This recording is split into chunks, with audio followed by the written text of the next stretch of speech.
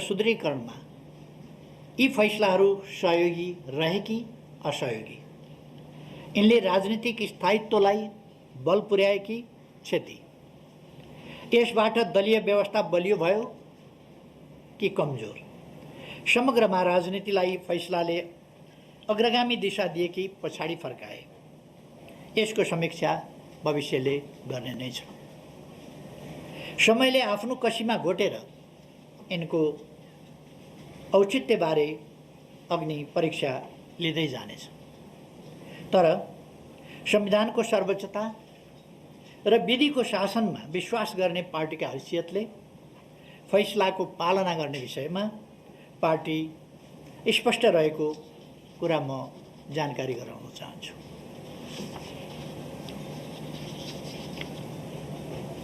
नेपालको संविधान अक्षरहरूको सँगालो मात्रै होइन, यो त नेपाली जनताको दशकौं लामो पसिना, सङ्घर्ष र बलिदानको दस्तावेज हो। नेपाली जनताको विश्वास, भविष्य र सपना समेटिएको दस्तावेज हो। संविधानको निर्माण एवं रक्षामा निर्णायक तथा नेतृत्वदायी भूमिका खेलेको पार्टीका हैसियतले हाम्रो चासो र चिन्ता संविधानको रक्षामा हो। नेपाली जनताको बलिदानी सङ्घर्षबाट प्राप्त लोकतन्त्रको सुदृढीकरणमा हो। हामीले अवलम्बन गरेको बहुलवादमा आधारित बहुदलीय प्रतिस्पर्धात्मक सङ्घीय लोकतान्त्रिक गणतन्त्रात्मक संसदीय शासन प्रणालीको भविष्यप्रति हो। फैसलाका कतिपय प्रावधान र यसमा प्रयुक्त भाषा शैलीले लोकतन्त्रप्रति विश्वास राख्ने सबैलाई अत्यन्तै चिन्तित तुल्याएको छ। मुलुकको सार्वभौम सत्ता र राजकीय सत्ता जनतामा निहित रहनु लोकतन्त्रको सबैभन्दा महत्त्वपूर्ण पक्ष हो। आवधिक निर्वाचन मार्फत जनताका प्रतिनिधिहरू चयन हुनु र जनप्रतिनिधिहरू मार्फत मुलुकको शासन व्यवस्था सञ्चालित हुनु जनतामा निहित सार्वभौम सत्ता र राजकीय सत्ता प्रकट हुने सबैभन्दा महत्त्वपूर्ण माध्यम हो। त्यसैले निर्वाचनलाई लोकतन्त्रको प्राणवायु मानिन्छ। तर ताजा जनादेशका लागि जनतामा जाने निर्णयलाई निरङ्कुश र कानुनको अपव्याख्यामाथि आधारित भएर एवं दलीय प्रणालीको आधारभूत संरचना भत्काएर सरकार बनाउने कुरालाई लोकतान्त्रिक भनेर गरिने परिभाषाले लोकतान्त्रिक प्रणालीलाई गलत दिशातिर धकेल्न सक्छ भन्ने कुराप्रति हामी गम्भीर र चिन्तित छौँ। नियन्त्रण र सन्तुलनको सिद्धान्त बमोजिम राज्यका सबै अङ्गबीच समन्वय हुन सकेमा मात्रै र सबै आफ्नो सीमाभित्र मर्यादित र संयमित रहन सके मात्रै लोकतान्त्रिक प्रणाली सुरक्षित र गतिशील हुन सक्छ। लोकतन्त्रका आधार स्तम्भका रूपमा रहेका राज्यका 3वटा अङ्गबीचको सन्तुलन सर्वोच्च अदालतको यस फैसलासँगै नराम्रोसँग खलबलिन पुगेको छ। क्षणिक रूपमा यसले कसैलाई हर्षित तुल्याउला, कसैभित्र विजेताको भाव पनि हुर्किएला, तर लोकतन्त्रको मूल्यमा प्राप्त विजय क्षणभङ्गुर र अर्थहीन हुन जान्छ। विगतमा पनि यस्ता विजय उन्माद हामीले देखेकै हौँ। तर कालान्तरमा ती खुसीहरू लोकतन्त्र गुम्दाको पीडामा परिणत भएको निकट अतीतको यथार्थलाई हामीले बिर्सन सकेका छैनौँ। 2052 सालमा मनमोहन अधिकारीजीले नेतृत्व गरेको सरकार जब अपदस्थ गरियो, त्यसबेला राजनीतिलाई ट्र्याकभन्दा बाहिर लगियो र यसले गम्भीर दुष्परिणाम ल्याउँछ भनेर मैले टिप्पणी गरेको थिएँ। त्यसपछिका घटनाक्रमहरू, दुष्परिणामहरू राजनीतिलाई आफ्नो कोर्समा जनप्रतिनिधि संस्था वा जनता मार्फत त्यसलाई निरूपण हुन नदिएर अन्त लगियो भने कस्तो परिणाम आउँछ भन्ने कुराको दृष्टान्त हामीले पहिले पनि देखेका छौँ, भोगेका छौँ। हाम्रो चिन्ता राज्यका मुख्य अङ्गहरू बीचको सन्तुलन खलबलिएर लोकतन्त्रको संरचना नै क्षतिग्रस्त होला कि भन्नेमा हो। 8 दशकभन्दा लामो समयदेखि सञ्चालित नेपालको लोकतान्त्रिक आन्दोलनको एउटा महत्त्वपूर्ण माग पार्टी स्वतन्त्रता र बहुदलीय पद्धतिको स्थापना थियो। विचारधारा, दर्शन र कार्यक्रम मिल्ने व्यक्तिहरूको समूह मिलेर दल खोल्न पाउने, त्यस्तो दलहरू आफ्ना कार्यक्रम लिएर जनताका बीचमा जाने र जनताबाट अनुमोदित दल या दलहरूले मुलुकको शासन सञ्चालन गर्ने प्रणाली लोकतन्त्रको महत्त्वपूर्ण विशेषता हो। दलले व्यक्तिलाई उम्मेदवारको रूपमा मनोनयन गर्छ। जनताले दलका घोषणापत्र हेरेर, दलका कामहरूलाई हेरेर, दलका आचरणहरूलाई हेरेर आफ्नो अभिमत प्रकट गर्छ।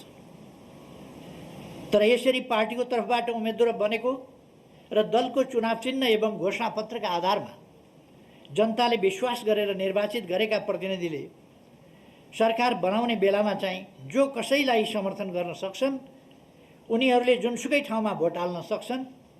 त्यस्तो गर्दा उनीहरूमाथि कुनै हुइप लाग्दैन, लगाउनु हुँदैन, लगाउन पाइँदैन जस्ता कुरा र सांसदहरू दलका प्रतिनिधि मात्रै होइनन् भन्ने व्याख्याले हाम्रो दशकौँ लामो सङ्घर्ष, दलीय आस्थाका लागि चुकाएको मूल्य र दलीय प्रणालीको आधारभूत प्रस्थापनालाई नै चुनौती दिने काम गरेको छ।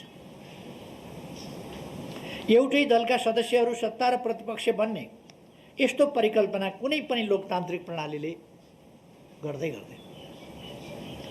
निश्चित व्यक्तिका निश्चित आकांक्षा परिपूर्तिका लागि गरिएको संविधानको यस्तो अपव्याख्याले वस्तुतः संविधानको संशोधन गर्ने काम गरेको छ, पछि फर्किने गरी। हाम्रो लोकतान्त्रिक प्रणालीले भविष्यमा लामो समयसम्म यसले सिर्जना गर्ने राजनीतिक विकृतिहरूको मूल्य चुकाउनु पर्नेछ।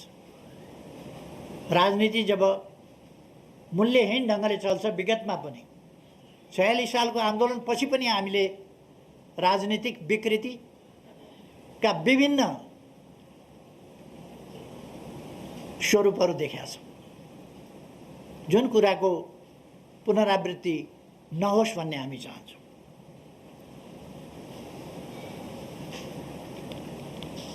हाम्रो चिन्ता आसन्न राजनीतिक विकृति र यसले सिर्जना गर्ने जोखिमप्रति हो। राजनीतिक प्रश्नहरूको फैसला गर्ने मुख्य जिम्मेवारी दलहरूको हो, सार्वभौम सत्ता सम्पन्न जनताको हो। त्यसैले राजनीतिक प्रश्न जोडिएका मुद्दाहरूमा अदालतको अधिकतम संयमको अपेक्षा गरिन्छ। अदालतले राजनीतिक सम्बन्धमा परेका मुद्दामा प्रवेश नगर्ने भन्ने नजिर पनि बसाइसकेकै हो। पहिले अत्यधिक न्यायिक सक्रियता मार्फत प्रत्येक विषयमा हात हालेर, अझ कहिले कहिले त सन्दर्भै नभएका, मागै नगरिएका विषयहरूसम्म अगाडि बढेर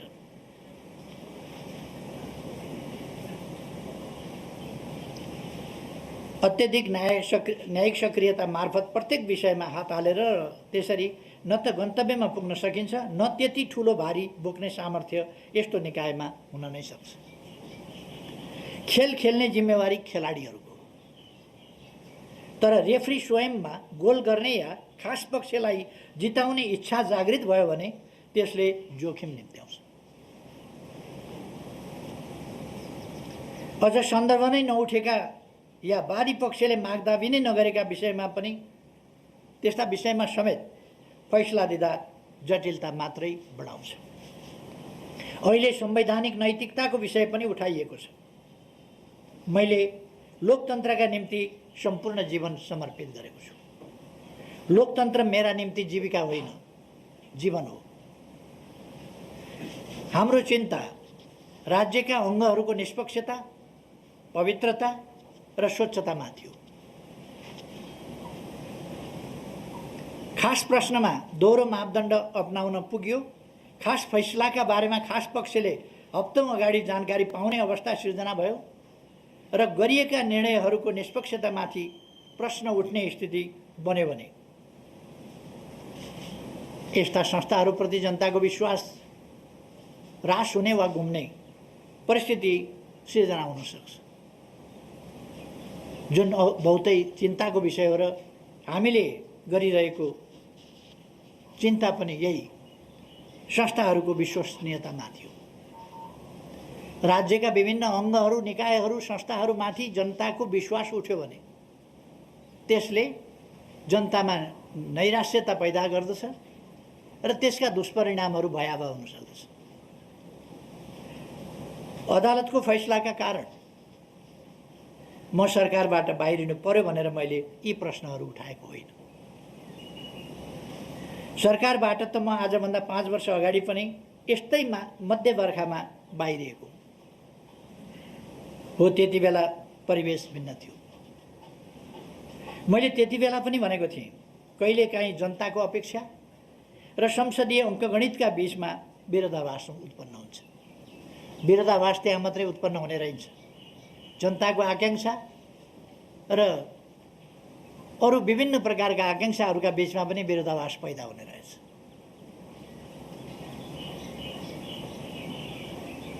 मैले भनेको थिएँ, यो नै समयको अन्त्य पनि होइन। मेरो अटल विश्वास जनतामाथि थियो र आज पनि छ र तिनै जनताको विश्वासबाट त्यसको 1.5 वर्षपछि मैले यो जिम्मेवारी सम्हाल्ने अवसर पाएको थिएँ। आज फेरि जनताको जनादेशले होइन, सर्वोच्चको परमादेशले। जनताको जनादेश त मेरो पक्षमा थियो, परमादेश शेरबहादुरजीको पक्षमा भयो। त्यसकारण सर्वोच्चको परमादेशका कारण मैले सरकारको जिम्मेवारीबाट बिदा लिँदैछु।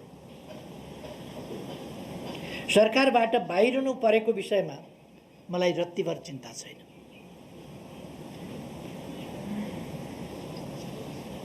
यसकारण पनि चिन्ता छैन कि मैले देश र जनताप्रति सम्पूर्ण निष्ठाका साथ र इमान्दारिताका साथ देशको समृद्धि, सुशासन, विकास यी कुराहरूलाई ध्यानमा राखेर, जनतालाई सेवा सुविधा पुर्याउने उद्देश्यलाई ध्यानमा राखेर सम्पूर्ण इमान्दारिताका साथ काम गरेको छु र विकासका निम्ति नयाँ नयाँ भिजनहरू दिएर विकासको गतिलाई असाधारण ढङ्गले र अभूतपूर्व ढङ्गले अगाडि बढाएको छु। मेरो नेतृत्वमा देशले चौतर्फी ढङ्गले एउटा विकास, परिवर्तन र रूपान्तरण अनुभूत गरेको छ। जनताले राहत महसुस गरेका छन्। त्यसकारण मलाई आफ्नो कामप्रति खुसी छ, म ढुक्क छु र मलाई यसमा चिन्ता गर्नुपर्ने कुनै कारण छैन। चिन्ता त कुनै व्यक्तिसँग प्रतिशोध साध्न वा कुनै व्यक्तिका आकाङ्क्षा परिपूर्ति गर्न मुलुकको लोकतान्त्रिक प्रणाली, संवैधानिक व्यवस्था र दलीय प्रणालीमाथि जस्तो खेलाची हुँदैछ त्यसप्रति हो।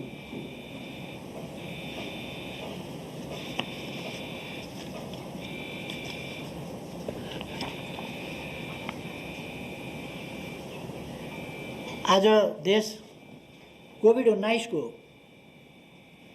महामारीबाट गुजिरहेको छ, जसरी विश्व पनि गुजिरहेको छ। म विगतका विवरणहरूतिर जान चाहन्न। कस्ता समस्याहरूको, कस्तो कठिन परिस्थितिको, कस्तो अभावका बीचमा, तयारीहीन अवस्थामा कसरी हामीले सामना गर्यौं र तयारीलाई कसरी अगाडि बढायौं त्यस सम्बन्धमा सिंगै देश जानकार छ। मैले अहिले दोहोऱ्याइरहनु पर्यो जस्तो लाग्दैन। अहिलेको प्रश्न भनेको खोपको आपूर्ति हो मूल प्रश्न। अब हामी कोभिड-19 लाई नियन्त्रण गर्ने चरणमा प्रवेश गरेका छौं र हामीले अब सम्पूर्ण नेपाली जनतालाई खोप लगाउने, खोप उपलब्ध गराउने प्रबन्ध गरेका छौं र देश खोप युक्त अवस्थामा सबैलाई पुर्याउने त्यस बाटोमा अगाडि बढिसकेको छ। खोप र माग, खोपको माग र आपूर्ति बीचको ठुलो असन्तुलन, खोपको असमान वितरण र खोप राष्ट्रवाद जस्ता असहजताका बीचमा पनि नेपालले कोभिड विरुद्धको खोपलाई तीव्रता दिएको छ। हामी खोपका उत्पादक होइनौँ, तर हामीले छोटो समयमा नै आफ्ना नागरिकलाई खोपको व्यवस्था गरेका छौँ र मोटामोटी रूपमा या ठुलो मात्रामा मूलतः यस सन् 2021 भित्र हामीले मूलतः ठुलो जनसङ्ख्यालाई खोप लगाइसक्नेछौँ। केही बाँकी रहला, त्यसलाई पनि लगाउँदै जानेछौँ र अब लगातार खोप लगाएर सम्पूर्ण जनतालाई खोप सुविधा उपलब्ध गराउनेछौँ। हालसम्म पहिलो डोज खोप प्राप्त गर्नेको सङ्ख्या 26,11,807 पुगेको छ। दोस्रो डोज प्राप्त गर्ने 9,32,868 पुगेको छ। खरिद गरिएको 50 लाख मात्रा र अनुदानमा 21 लाख मात्रा गरेर 1,31,00,000 मात्रा सुनिश्चित भइसकेको छ। 2 करोड भन्दा बढी मात्रा खोप खरिदको प्रक्रिया टुङ्गो लागेको छ। आगामी केही महिनाभित्रै सबै नेपालीहरूले खोप पाउने सुनिश्चित आधार तयार भएको छ। प्रतिकूल अवस्थामा पनि कोभिड महामारीका विरुद्ध प्रभावकारी लडाईँ सञ्चालन गरिएको छ। मैले धेरै भनिरहनु पर्ला जस्तो लाग्दैन।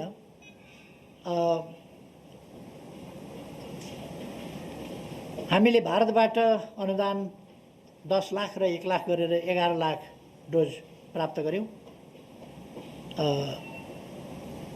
र चीनबाट र 10 लाख थप खरिद गऱ्यौँ। चीनबाट 40 लाख डोज हामीले खरिद गरेका छौँ, जसमध्ये 8 लाख आइसकेको छ र अरू 32 लाख क्रमशः आउँदै जान्छ।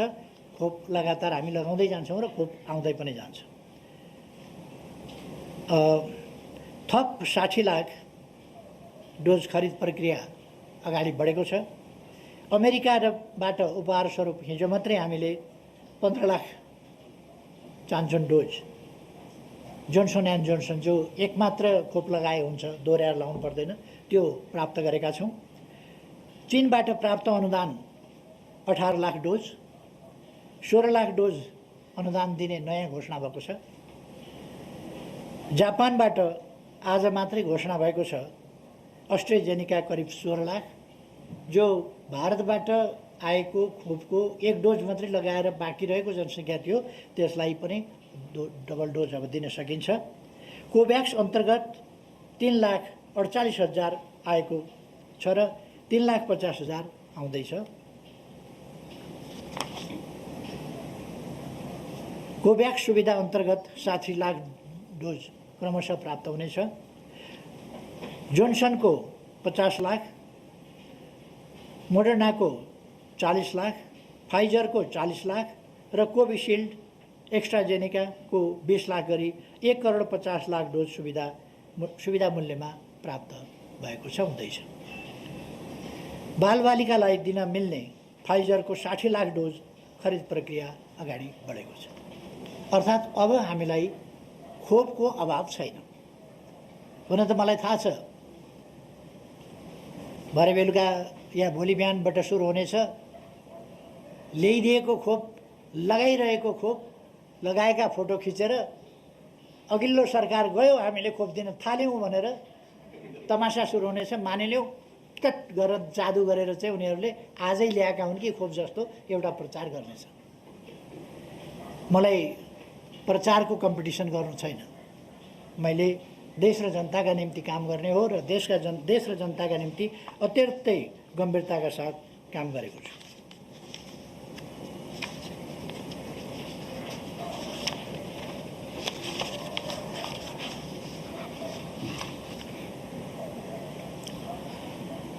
खोपको सम्बन्धमा मैले अरू धेरै केही भनिरहनु पर्ला जस्तो लाग्दैन।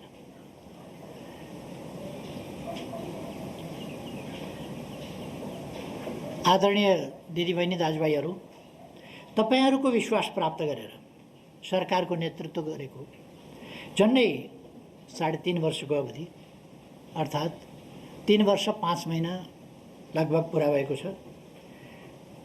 यस अवधिमा संविधानको कार्यान्वयन, सङ्घीय प्रणालीको संस्थागत विकास, मुलुकको सामाजिक आर्थिक रूपान्तरण तथा विकास, सामाजिक न्याय र सुरक्षा, राष्ट्रियताको रक्षा र सुशासनका क्षेत्रमा दूरगामी महत्त्वका कामहरू सम्पन्न गरिएका छन्। कतिपय महत्त्वपूर्ण कामहरू आरम्भ गरिएका छन्। राजनीतिलाई केवल सुविधाको, भागभण्डाको, सुविधा र सत्तारोहणको विषयका रूपमा बुझाउने गरिएको हाम्रो जस्तो परिवेशमा मलाई मुलुकको विकास, समृद्धि, जनताको हित र राष्ट्रियताको सुदृढीकरण एवं सुशासनमा केन्द्रित गर्ने गरी नयाँ दिशा दिनु सहज थिएन। यसो गर्न खोज्दा मैले पटक पटक आफ्नै भित्र र बाहिरबाट सिर्जित अवरोध, घेराबन्दी र षड्यन्त्रको सामना गर्नु पर्यो। सरकारलाई काम गर्न नदिने, सरकारलाई असफल बनाउने, सरकारले गरेका कामहरू ओझेलमा पार्ने, उपलब्धिहरू ओझेलमा पार्ने, नकारात्मक ढङ्गले जुनसुकै कुरा पनि चित्रण गर्ने प्रवृत्तिहरूको शिकार हुनु पर्यो। त्यो बाहिरबाट मात्रै होइन, आफ्नै भित्रबाट समेत शिकार हुनु पर्यो। ती सबको सामना गर्दै हामीले गरेका कामहरूले मुलुकमा समृद्धिको बलियो आधारशिला भने खडा गरेका छन्। यस अवधिमा नेपालको संविधान पूर्ण कार्यान्वयनमा आएको छ। यसका लागि 50औं कानुनहरूको निर्माण र 100औं कानुनहरूको परिमार्जन गरिएको छ। झन्नै शून्यबाट सुरु गरेर सङ्घीयतालाई संस्थागत र सुदृढीकरण गरिएको छ। आवश्यक कानुनहरूको निर्माण, कर्मचारीहरूको विन्यास, वित्तीय हस्तान्तरण, भौतिक पूर्वाधारहरूको निर्माण र अन्य आधारहरू तयार गरेर तीनै तहका 761वटै सरकारहरूलाई पूर्ण रूपमा सक्रिय र कामकाजी बनाइएको छ। संविधान जारी भएको छोटो अवधिमै सङ्घीयताको सफल कार्यान्वयनमा नेपाल अग्रस्थानमा स्थापित भएको छ। पृथकतावादी अभियान चलाइरहेको समूह उक्त बाटो छोडेर राष्ट्रिय अखण्डताको पक्षमा उभिन आइपुगेको छ। हिंसाको बाटो हिँडिरहेका समूह हिंसा परित्याग गर्दै आफ्ना सबै राजनीतिक गतिविधिहरू शान्तिपूर्ण ढङ्गले सञ्चालन गर्न सहमत भएका छन् र शान्तिपूर्ण राष्ट्रिय राजनीतिको मूलधारमा समावेश भएको छ। संविधानको सर्वस्वीकार्यता स्थापित भएको छ। मुलुकलाई हिंसात्मक द्वन्द्वबाट मुक्त गरिएको छ र पृथकतावादलाई अन्त्य गर्दै राष्ट्रिय अखण्डतालाई सुदृढ गरिएको छ। संविधानसँग असहमत सबै समूह संविधानको पक्षमा उभिन आइपुगेका छन्। अर्थात् यसबीचमा राष्ट्रका प्रमुख राजनैतिक समस्याहरू, वास्तविक समस्याहरू समाधान गरिएको छ। मैले माथि नै भने पृथकतावाद सम्बन्धी, हिंसा सम्बन्धी, संविधानको सर्वस्वीकार्यता सम्बन्धी जुन राजनीतिक समस्याहरू थिए ती समस्याहरू समाधान गरिएको छ। नेपाल अल्पविकसितबाट विकासशील देशमा स्तरोन्नतिका लागि सिफारिस भएको छ। विकास निर्माण सम्बन्धी विषयमा मैले पटक पटकको सम्बोधन मार्फत स्पष्ट पारिसकेको छु। फेरि मैले धेरै दोहोऱ्याउनु परेन। अघिल्ला सम्बोधनभन्दा यता थुप्रै कामहरू भएका छन्। मैले भनिरहनु नपर्ला, ती सम्बोधनभन्दा यता नै थुप्रै कामहरू, नयाँ कामहरू भएका छन्, जसमध्ये हामीले थुप्रै कामहरू पुरा गरेर उद्घाटन नै गरेका छौँ। त्यसमा सबभन्दा महत्त्वपूर्ण कुरा अपर कोशीलाई लिन सकिन्छ। 450 मेगावाट जलविद्युत आयोजना शुभारम्भ भएको छ र त्यसै गरेर तत्सम्बन्धमा खिम्ती को सब स्टेसन जो ढल्केभरभन्दा अर्को दोस्रो सब स्टेसन हो, त्यो तयार भएको छ। र अर्को महत्त्वपूर्ण कुरा, कर्णालीका 5वटा जिल्लामा ग्रिडबाट विद्युत पुगेको थिएन। अहिले हामीले कर्णालीमा विद्युत पुर्याएका छौँ। अब कालीकोटमा विद्युत पुगेको छ र त्यसै गरेर जुम्लामा पनि विद्युत पुगेको छ।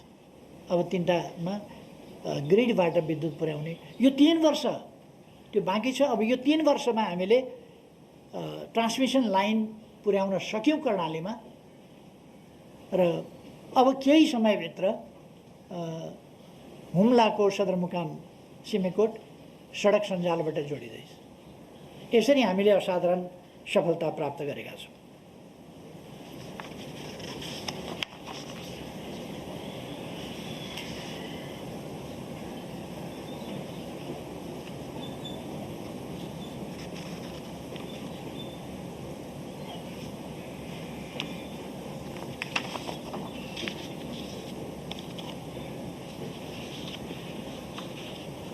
आदरणीय दिदीबहिनी तथा दाजुभाइहरू, यस बीचमा हाम्रो देश बाढी पहिरोबाट नराम्ररी आक्रान्त भएको छ। धेरैले जीवन गुमाउनु परेको छ। यति बेला म कोभिड-19 बाढी पहिरोबाट जीवन गुमाउनु हुनेहरू सबै दाजुभाइ दिदीबहिनीहरूप्रति हार्दिक श्रद्धा सुमन अर्पण गर्न चाहन्छु। घाइते हुनुहुन्छ जो उहाँहरूको शीघ्र स्वास्थ्य लाभको कामना गर्न चाहन्छु र सम्पूर्ण उपचारको व्यवस्था सरकारले गरिआएको छ। परीक्षण, उपचार सबै व्यवस्था सरकारले गरिआएको छ। अब पनि त्यो कुरालाई जारी राख्नेछ। बाढी पहिरोको सम्बन्धमा हामीले तत्काल उद्धारका कामहरू हेलिकप्टर, सेना, प्रहरी, सशस्त्र प्रहरी, राष्ट्रसेवक कर्मचारीहरू, जनप्रतिनिधिहरू, पार्टीका राजनीतिक दलका कार्यकर्ताहरू, सांसदहरू लगायतका सबै जनप्रतिनिधिहरू र विभिन्न समाजसेवी परोपकारी सङ्घ संस्थाहरू समेतको अत्यन्त उत्साहजनक सहभागितामा हामीले बाढी पहिरो जस्ता कुराहरूको अभर परेका ठाउँहरूमा उद्धार कार्य पुर्याएका छौँ र राहत वितरणका कामहरू पनि भएका छन्। पछिल्लो समयमा अस्ति केही दिन अगाडि मात्रै कति गते हो 26 या 27 गते कति गते म मेलम्ची 27 गते 27 गते 26 गते परेको 26 गते म मेलम्ची आफै हेर्न गएको थिएँ र मैले त्यहाँ हालका लागि उहाँहरूले 1000 बन्डल जस्ता पाताको माग गर्नुभएको थियो अस्थायी प्रबन्धका लागि। मैले पुग्दो गरी तपाईँहरू प्रयोग गर्नुहोस् जस्ता पाताहरू भनेर 1500 बन्डल जस्ता पाताहरू उहाँहरूलाई उपलब्ध गराउने घोषणा गरेको छु र अस्थायी प्रबन्धका लागि 50,000 रुपैयाँ हरेक परिवारलाई अस्थायी प्रबन्धका लागि उपलब्ध गराउने र यसपछि हिमाली भेगमा 5 लाख, पहाडी क्षेत्रमा 4 लाख र तराईमा 3 लाखका दरले यस्ता प्राकृतिक विपत्तिहरूमा परेका जनतालाई सहयोग उपलब्ध गराउने पनि सरकारको घोषित नीति नै रहेको कुरा पनि म जानकारी गराउन चाहन्छु।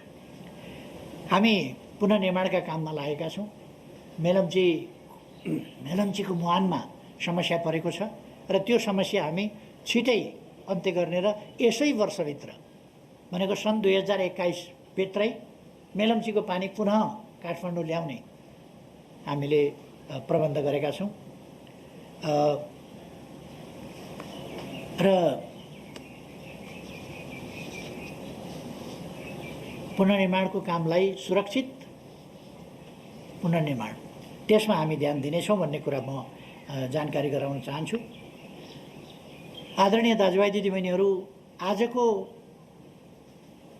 अवस्था भनेको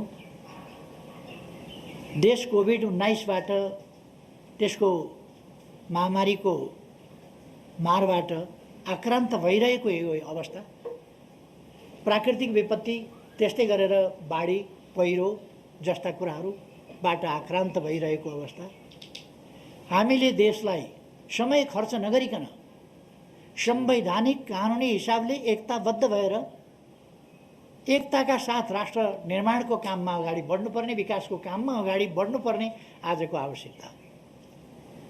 तर मलाई दुःख लाग्छ यस्तो अवस्थामा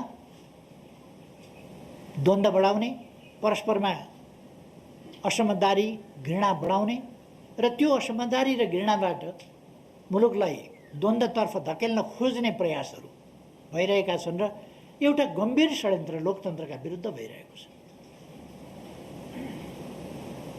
म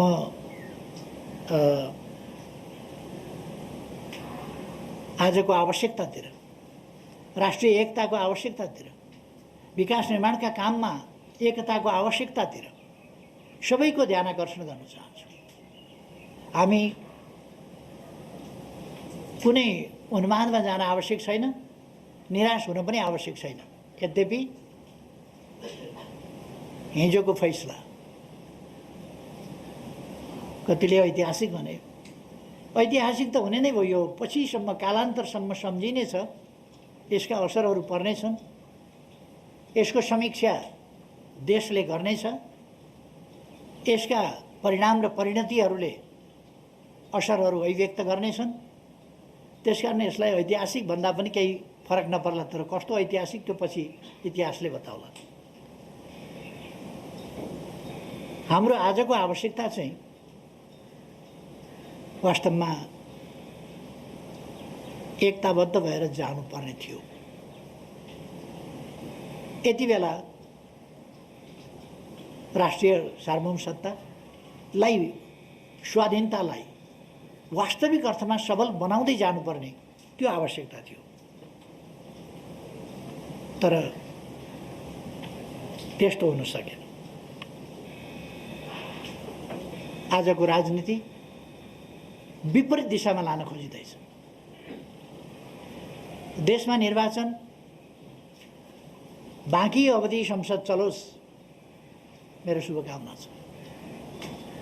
बाँकी अवधि संसद चलोस्, समयमा निर्वाचन होस्, तर मलाई शङ्का छ। जे जस्ता घटनाहरू घट्दैछन्, जस्तो घटनाक्रम विकास हुँदैछ, यसले संसद पनि सही सलामत अगाडि जाला। अब बन्ने सरकार सही सलामत ढङ्गले अगाडि बढ्ला, शङ्कै छ। र यसले विगतमा यसमा अग्रणी भूमिका खेल्ने पात्रहरू परिचित पात्रहरू छन्। मैले धेरै भनिरहनु पर्दैन, परिचित पात्रहरू छन्। उनीहरूको इतिहास, उनीहरूको भूमिका, यो सबै कुरा पनि देशलाई थाहा छ, जनतालाई थाहा छ। मैले केही भनिरहनु पर्ला जस्तो लाग्दैन। यसपल्टको फैसलाले मेरो बारेमा पनि निकै धेरै प्रश्नहरू उठाएको छ। मैले झन्डै 6 दशक लोकतान्त्रिक आन्दोलनमा बिताएको छु। मैले अघि पनि भने, लोकतन्त्र मेरा लागि जीविकाको विषय होइन, लोकतन्त्र मेरा लागि जीवनको विषय हो। मैले आफ्नो सम्पूर्ण जीवन एक अवधि, एक चुनाव, एक फैसला, एउटा जिम्मेवारी, त्यसको आधारमा होइन, आस्थाको आधारमा, मैले निश्चित दृष्टिकोण, गन्तव्यको आधारमा देशलाई कहाँ पुर्याउने हो, कस्तो देश निर्माण गर्ने हो, आर्थिक रूपले, राजनीतिक रूपले देश कस्तो हुनुपर्छ, कसरी चल्नुपर्छ, हाम्रो लोकतन्त्र कसरी चल्नुपर्छ, त्यसको बारेमा मेरो आफ्नो दृष्टिकोण छ। सञ्चार माध्यमहरूमा अपव्याख्या गर्न खोजियो। आज सङ्कटकाल लगाउँछ, आज यस्तो गर्छ, आज सेना परिचालन गर्छ, आज उस्तो गर्छ। मैले भन्दै रहेँ, म राजनीतिक बाहेक अराजनीतिक खालका हत्कण्डा जनता र जनप्रतिनिधि संस्थाहरूका बीचमा बाहेक अन्यत्रबाट कुनै अस्वस्थ गतिविधि, अस्वस्थ तरिकाबाट अनुचित हत्कण्डा प्रयोग गरेर अगाडि जान मलाई मन्जुर छैन। किनभने मैले लोकतन्त्रका लागि जीवन समर्पण गरेको छु र अब 70 वर्ष पुगेपछि मैले झन्डै थाहा पाएदेखि 14 वर्षको उमेरदेखि लडाइँ गरेर आएँ लोकतन्त्रका लागि। र आज कन्स्टिट्युसनल मोरालिटीका कुरा म माथि उठाइयो। कन्स्टिट्युसनल मोरालिटीको कुराको मापदण्ड कुन चाहिँ न्याय सम्पादनका लागि कन्स्टिट्युसनल मोरालिटीको कुरा उठायो मलाई थाहा छैन। तर कन्स्टिट्युसनल मोरालिटी मेरा लागि जसले जेल नेल खटेको छ, यातना सहेको छ, जीवन जोखिममा राखेर सङ्घर्ष गरेको छ, आधा शताब्दीभन्दा अलिक बढी नै समय। र म फेरि पनि भन्छु, मेरो मन मस्तिष्कमा देशबाहेक देशका जनता बाहेक, देशको सुरक्षा बाहेक, देशको स्वाभिमान बाहेक, देशको सार्वभौमसत्ता र स्वाधीनता बाहेक, देशको भौगोलिक अखण्डता बाहेक अनि देशको विकास, देशमा सुशासन, एउटा सभ्य समाजको स्थापना, सामाजिक न्याय र समानता सहितको समृद्धि, जसबाट अधिकार सम्पन्न जनताले अवसरसम्म पुग्न पाएर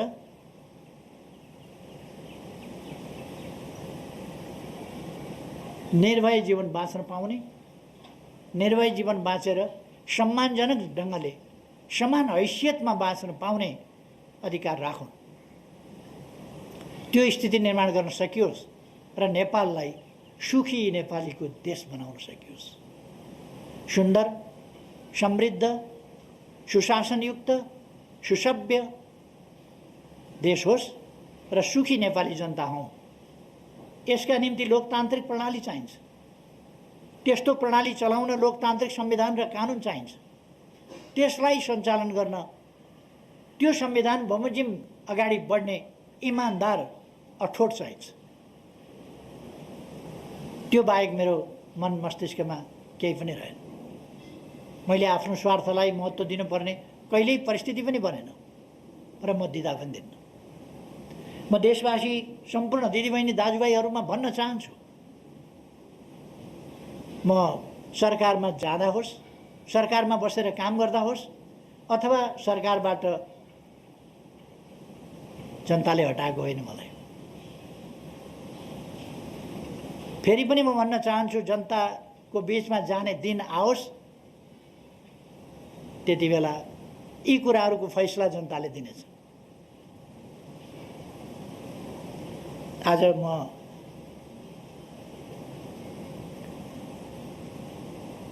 आदेश परमादेशबाट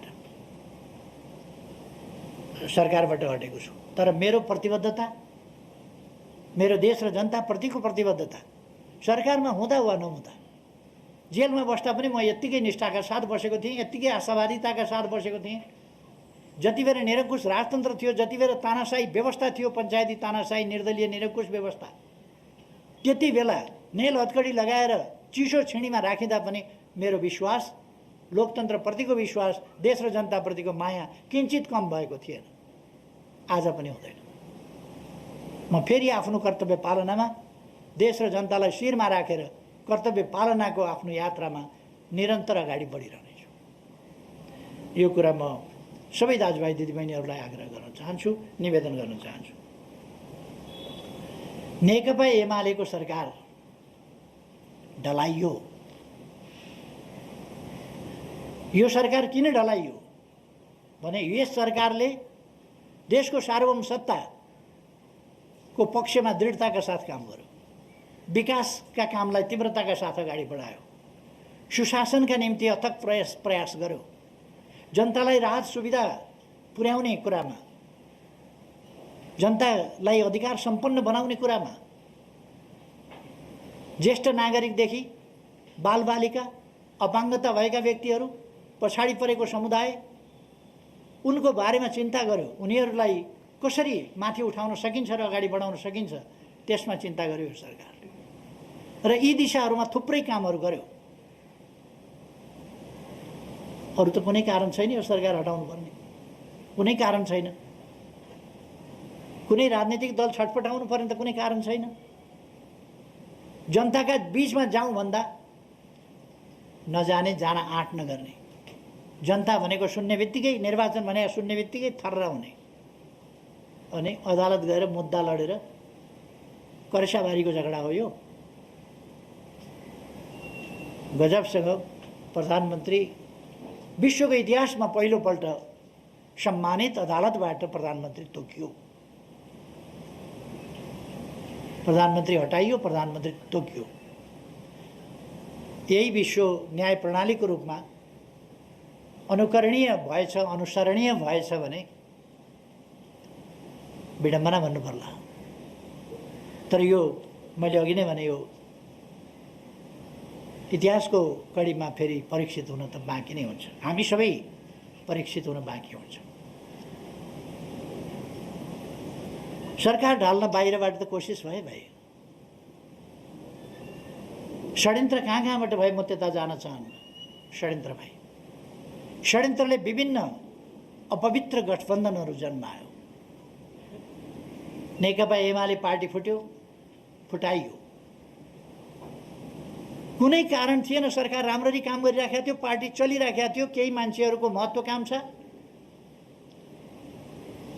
मैले पदको अगस्त्य महत्त्वाकांक्षा भनेको थिएँ, कहिल्यै तृप्त नहुने महत्त्वाकांक्षा। त्यसले ईर्ष्या जस्ता कुराहरूले पार्टीभित्र भयङ्कर अस्वस्थता पैदा भयो।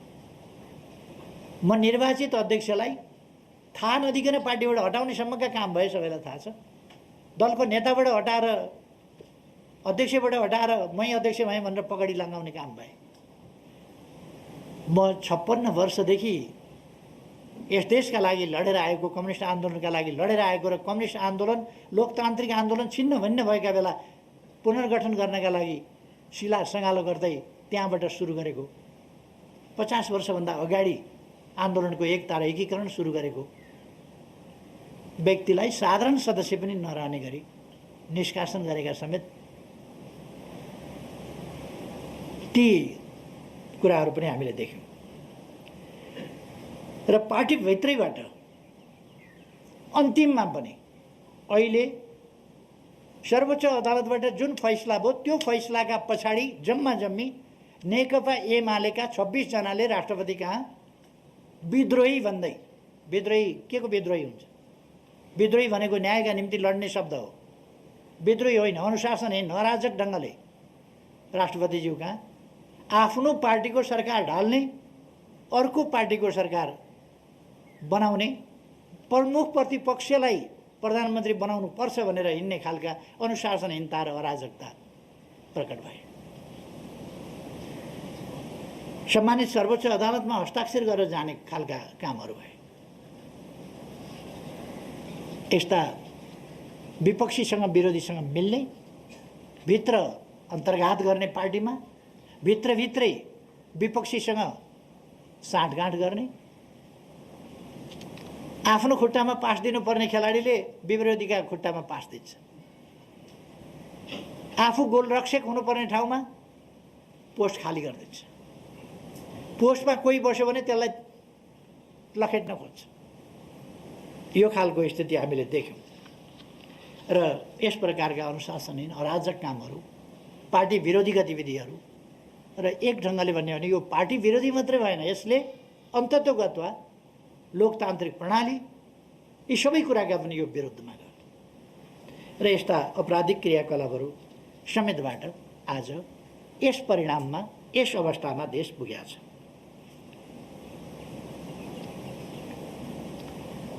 राष्ट्रमा एउटा उत्साह आएको थियो, विकास हुन सक्ने रहेछ, हामी गर्न सक्ने रहेछौँ, हामीले देशलाई सुरुङ युगमा प्रवेश गरायौँ, हामीले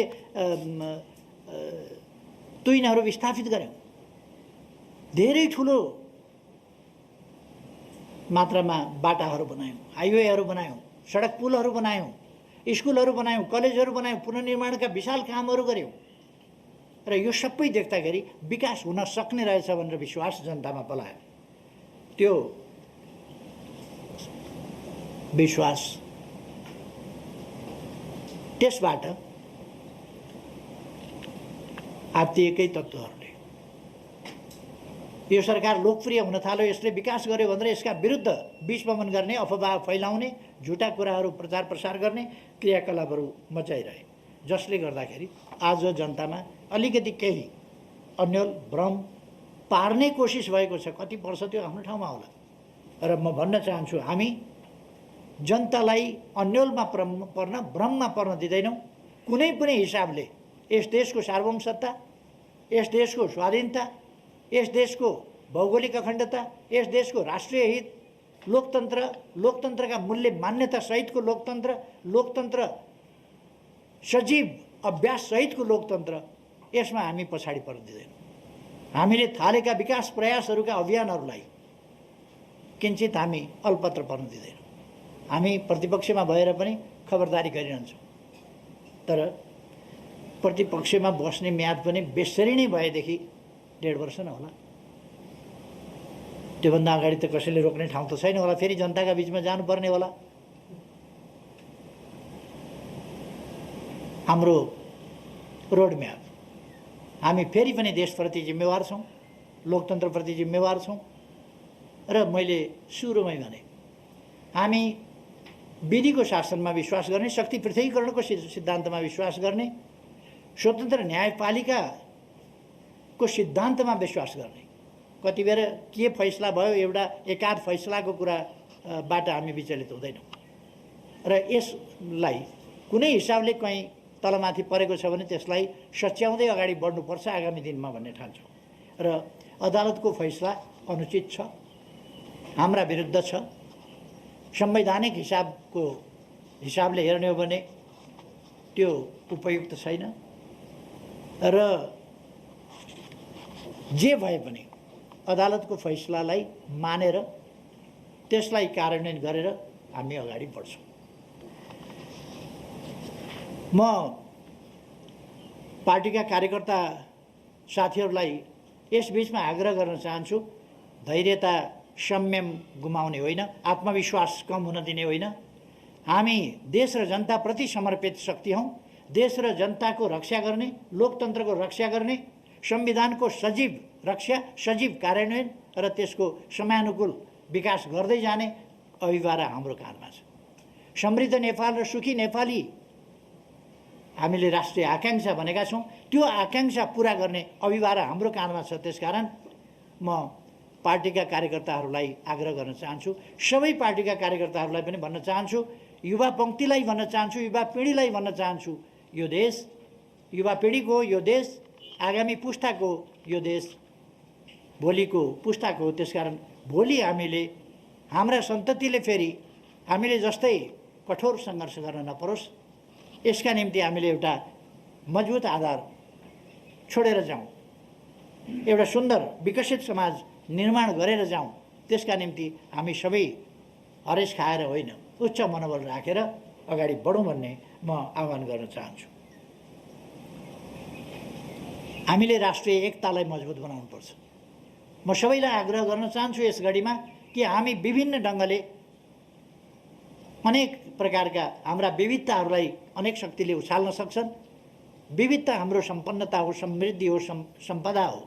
तर हामीले त्यस कुरालाई वैमनस्यता, लडाइँ झगडाको विषय बनाउनु हुँदैन। त्यो समृद्धिलाई हामीले सम्पदाको रूपमा प्रयोग गरेर एकताबद्ध बनाउनुपर्छ र हाम्रो राष्ट्र एकताबद्ध भएर अगाडि बढ्नेछ। एकताबद्ध बनाएर अगाडि बढाउनुपर्छ।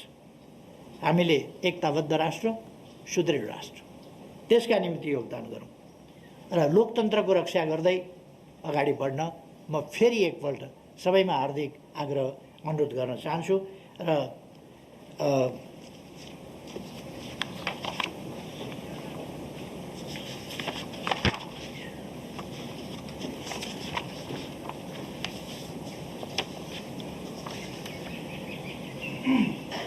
अन्त्यमा यस अवधिमा हामीलाई साथ सहयोग र उत्साह प्रदान गर्ने सम्पूर्ण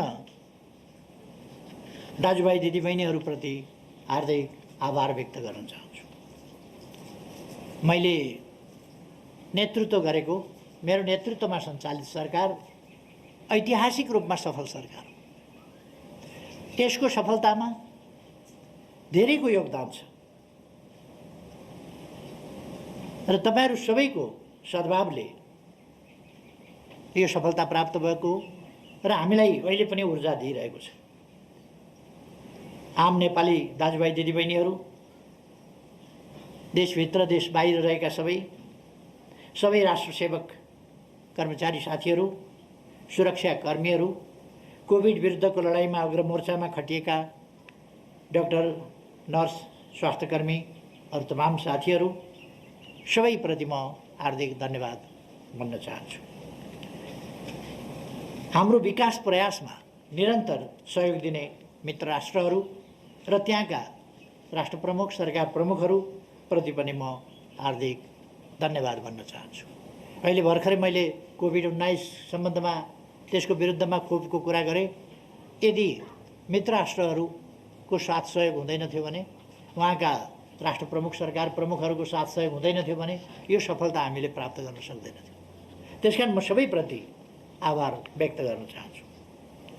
लोकतन्त्रको रक्षा र सुदृढीकरणका लागि हामी 24 घण्टा सजग भएर अब पनि खडा हुनेछौँ। थालिएका अग्रगामी कदमहरूको निरन्तरताका लागि खबरदारी गरिरहनेछौँ। मुलुकलाई अस्थिरतातिर, अर्थतन्त्रलाई ओह्रालो दिशातिर, जनतालाई अन्धकारतिर र संविधानलाई सङ्कटतिर धकेल्ने प्रयासका विरुद्ध हामी चट्टान बनेर उभिनेछौँ।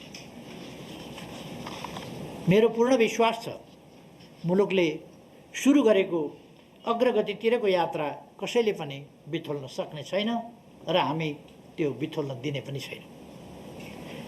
बादलले एकछिन अँध्यारो पार्न सक्ला, घामलाई छेक्न सक्ला, तर सूर्यको प्रकाशलाई कसैले पनि निस्तेज पार्न सक्दैन।